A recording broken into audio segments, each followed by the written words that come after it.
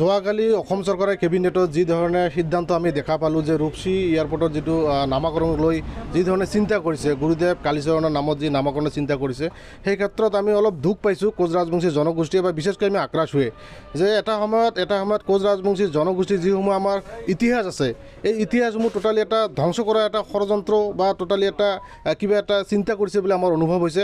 আমি এই ক্ষেত্ৰত অসম চৰকাৰৰ যি সিদ্ধান্ত আমি ধিক্কাৰ জনাইছোঁ আৰু গৰিহণা জনাইছোঁ যে কালীচৰণ গুৰুদেৱ কালীচৰণক আমি সন্মান জনাওঁ।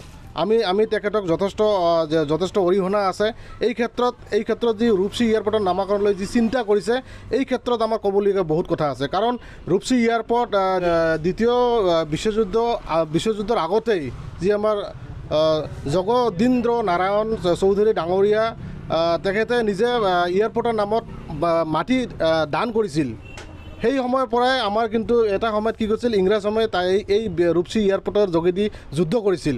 এনে ক্ষেত্ৰত আমি কোচ ৰাজবংশী জনগোষ্ঠীয়ে বা কোচ ৰাজবংশীৰ মাটিৰ ওপৰত যি ধৰণে চৰকাৰে চিন্তা কৰিছে এই ক্ষেত্ৰত আমি বিশেষকৈ আমাৰ এটা দুখ অনুভৱ হৈছে। আমি নিন্দা দিছোঁ, গৰিহণা জনাইছোঁ আৰু অসম চৰকাৰক আমি আহ্বান কৰিছোঁ অতি সোনকালে যি সিদ্ধান্ত লৈছে কেবিনেটত এই সিদ্ধান্ত সলনি কৰিব লাগে। আমি গুৰুদেৱ কালীচৰণৰ নামাকৰণক আমি কেতিয়াও মানি ল'ব নোৱাৰিম। বিশেষকৈ আমি আক্ৰাশ হৈ আহ্বান জনাইছোঁ অসম চৰকাৰৰ মাননীয় মুখ্যমন্ত্ৰী ডাঙৰীয়াক যে আমাৰ কোচ ৰাজবংশী জনগোষ্ঠী যিসমূহ তাতে ইতিহাস আছে, ইতিহাসৰ যিসমূহ আমাৰ ৰজাঘৰীয়া আছে, ৰজাৰ বংশধৰ আছে তাত লৈ যদি নামাকৰণ কৰে আমি বেছি সুখী হ'ম। আৰু যদি নামাকৰণ যদি কোনো সলনি কৰা যদি বা স্থগিত ৰাখে যি ৰূপসী যি এয়াৰপোৰ্ট নাম আছে সেইটো থাকিলে আমি ভাল পাম। কাৰণ গুৰুদেৱ কালীচৰণৰ তাত কোনো অৱদান নাই।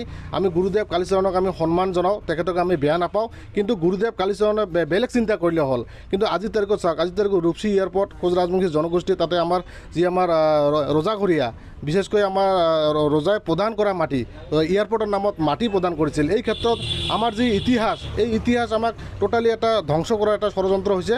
আৰু বিশেষকৈ আমি আমাৰ যি BTRৰ বৰ্তমান প্ৰমোদ বড়ো ডাঙৰীয়া তেখেতক আমি সকিয়নি প্ৰদান কৰিব বিচাৰিছোঁ যে তেখেতে কোচ ৰাজবংশী জনগোষ্ঠীৰ ওপৰত কিয় এনেধৰণে ৰাজনীতি কৰিব বিচাৰিছে। যে আজিৰ তাৰিখত কোচ ৰাজবংশী জনগোষ্ঠী যি আমাৰ বুৰঞ্জী যি আমাৰ ইতিহাস ধ্বংস কৰাৰ কিয় পৰিকল্পিতভাৱে ৰচিছে এই ক্ষেত্ৰত আমি প্ৰমোদ বড়ো ডাঙৰীয়াক সকিয়নি প্ৰদান কৰিছোঁ যে এনেধৰণৰ বিকৃতমূলক চিন্তাৰ পৰা বিৰত থাকিব লাগে।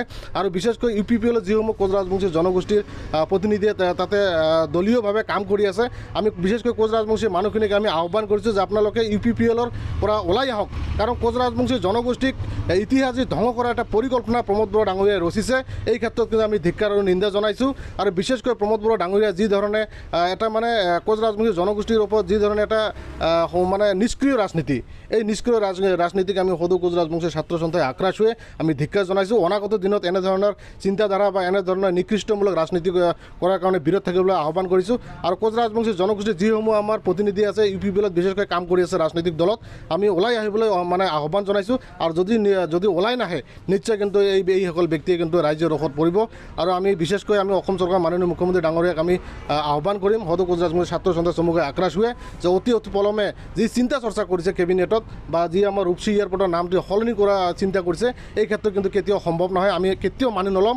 প্ৰয়োজনত আমি ইয়াৰ কিন্তু বৃহৎ এটা আন্দোলন কাৰ্যসূচী আমি গঢ়ি তুলিম বা বৃহৎ কাৰ্যসূচী লোৱাৰ কাৰণে বাধ্য হ'ম।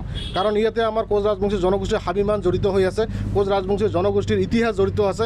গোটেইখিনি থকা সত্ত্বেও আজি কি কাৰণত গুৰুদেৱ কালীচৰণৰ নামটো নামাকৰণ কৰাৰ কাৰণে ব্যস্ততা হৈ পৰিছে সেইকাৰণে আমি চিন্তাৰ বিষয় হৈছে।